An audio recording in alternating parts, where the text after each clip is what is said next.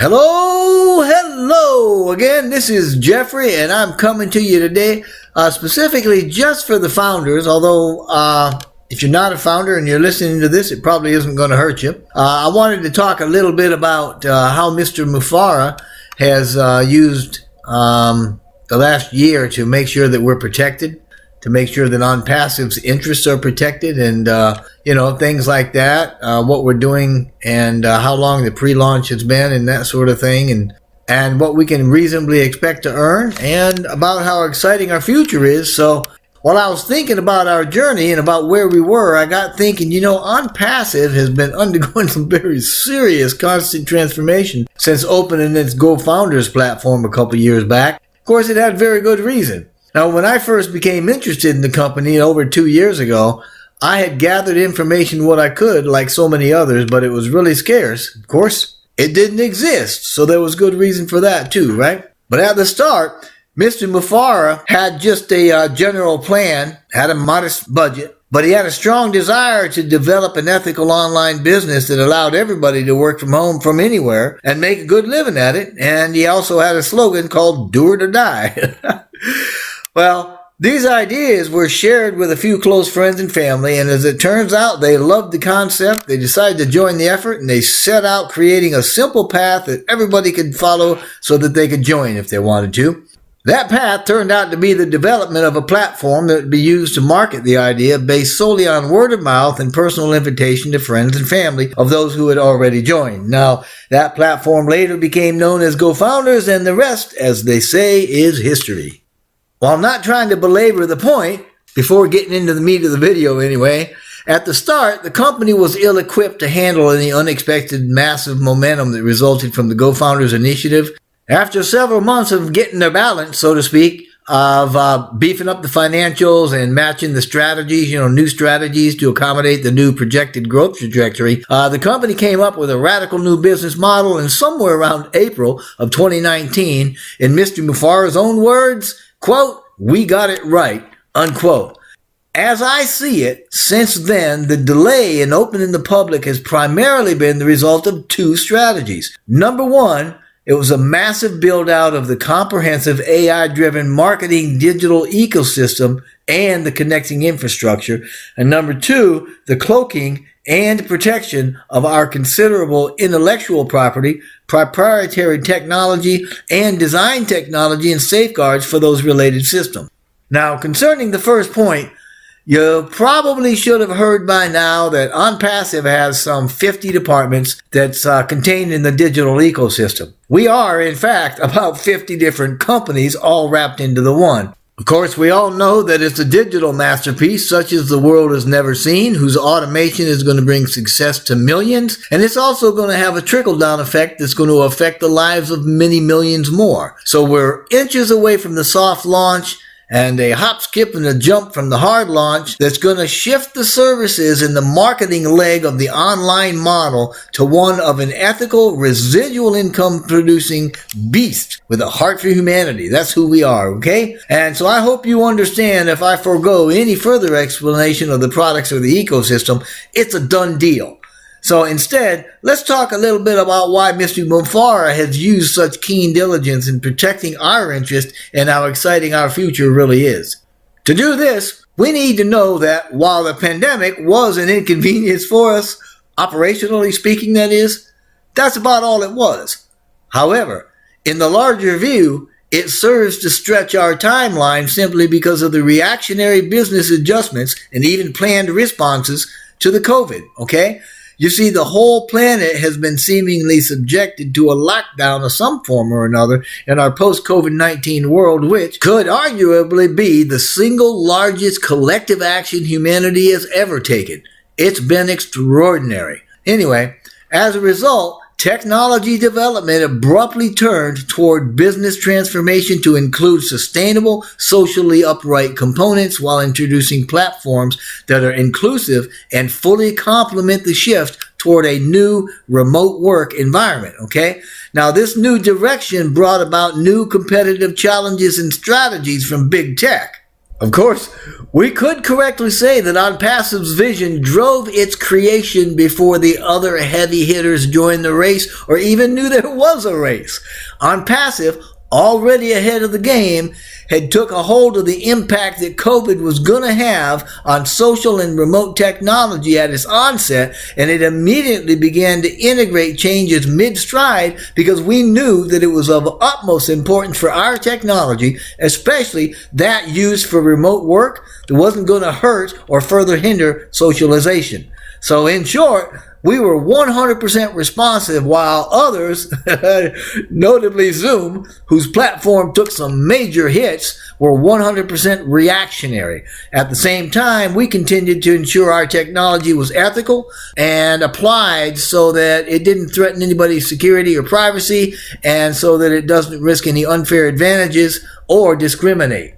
In this way, our future has already been solidified. Now, Onpassive has consolidated incredible advances through its AI, its artificial intelligence, automation and information technology using talent, technology, and collaboration, and it's done it at scale, okay, at large scale. Our vision, industry lead, newcomer status, and moral high road all make it a target for big tech. And of course, Mr. Mufareh knew this from the very start. So, before the pandemic, and even more so since, changes concerning automation and collaboration in the digital landscape were already being cultivated, and powerhouse businesses, primarily of the digital persuasion, the ones we call the top 5, they've all been looking for advantages by hook or crook, all right? And that's part of how they got where they are. In short, Onpassive is ahead of the market and has already accomplished what others are only now wanting to do. Or maybe they didn't see that they should have done it before. I don't know. Either way, big business is already out there jockeying for position as the first bully on the block to develop systems like ours, take them to public, and leave the stripped carcass of lesser businesses to return from whence they came, so to speak. So don't think for 1 minute that the tech giants of the world are above J-hooking the tech or that they're above low-handed activity, because they're not. Because of this, startups and even established companies can all run into considerable problems outside of their own control when they're working with new technology products. As with Onpassive, startups that have created innovative tech with high potential, they call attention to themselves and seemingly invite the scrutiny, even the analysis, of the mammoth companies with the data, the technology, and the talent to duplicate anything not protected by patents and what have you. And that covers a whole boatload of digital projects and products, and that's precisely why Onpassive has gone to such great lengths to protect itself, its proprietary tech, intellectual property, its inventions, everything. So, as if building a complete automated, sophisticated digital platform under one roof wasn't tough enough, the legal hoops and protective mechanisms have been additionally painstaking and time-consuming because nothing has been left to chance. Remember, it was Mr. Mufareh that said this, quote, "Onpassive is our business and we will protect it with bones and blood," unquote. Historically, competitive activity by larger companies designed to damage a lesser company's bottom line has been shown to not only happen, but it can be life-threatening for startups, and it's done in a variety of ways, and in some cases, the tech giants just simply copy what they want. Facebook's Zuckerberg? He stays pretty aware of any potential lethal threats from startups. He actually has separate teams there at Facebook, and they create new apps, and they try to grab the best new companies with aggressive offers for hot startups and such. Well, he tried that in 2013 with Snapchat, but he wasn't successful. And his price for them, or his offer to them, was somewhere around $3 billion. When Facebook saw that the model, Snapchat's model, the stories that disappeared after 24 hours, was seen to be doing really well, man, they jumped all up in their face in 2016. Well, sometime during that time, after a don't be too proud to copy all hands meeting there at Facebook, they copied Snapchat's stories feature for posting photos and video slideshows that would disappear after 24 hours into his apps, into Messenger, WhatsApp, Instagram, wherever it could. Facebook also added messaging options to Instagram and Messenger that weren't permanent and tested face filters very much like Snapchat's lenses. It was a multi-front digital war, and Facebook, well, they weren't too proud to do it. Other such cases of this kind of competitive activity that involve duplicating things is what they call duplicating a form factor, which is it's something that recommends or defines sizes and shapes and specifications, etc. It seems that that after years of growing a base of users at just about 5% per month, Slack's growth rate slowed down, then it started to decline. Well, it turns out the introduction of Microsoft's knockout product Teams has been credited with that reversal. It seems like Microsoft is real good at waiting for signs of success before copying a product only to make it part of its other products later. It gave Teams, which was bundled in a larger package, Slack's features. I'm not sure if I agree with the whole scenario and all with that. I don't understand it, but it certainly serves to illustrate a good point.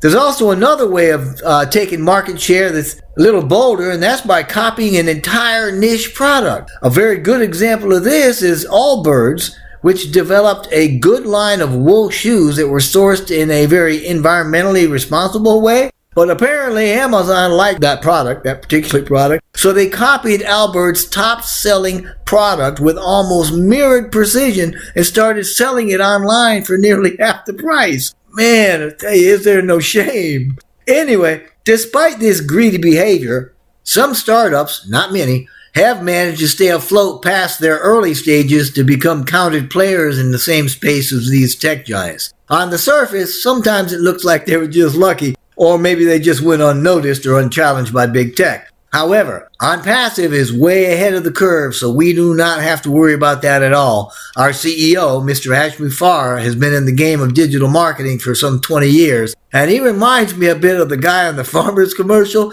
It says, "We know a thing or two because we've seen a thing or two." I really like their commercials. They're kind of creative. But yeah, it's like that. He's been around. He's experienced firsthand some of the things that you and I have, but probably to a much greater degree. And for those reasons, he's pulled some of the best together to dot the I's and cross the T's, and he's laid this thing out for us with completeness. As a matter of pure fact, he has done so much that we don't even know about to ensure our legacies that it would make us feel faint to think about them. I mean, it would literally overwhelm us. I mean, it does me sometimes, late nights when I'm thinking about this stuff. I just gotta go, wow, Anyway, he has made us a part of something radically unique, fresh, beautiful, advanced, and incredible. Of course, he's gone the extra mile to keep it safe.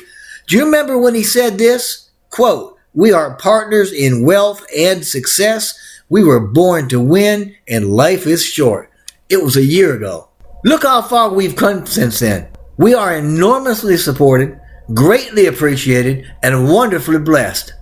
Our future is set and it's on the way, so we can relax a little, okay? We can let loose of any negativity or resistance, and we can allow ourselves to dream. Just let ourselves imagine where we're going to be in the next month or the month after. Listen to what founder Michael Williams said as he explains what we can expect to earn, founders. We can touch on projections. There's nothing wrong with that. Any business that I'm involved with, I always make projections. I cannot make guarantees. I can't say, well, you're going to make this.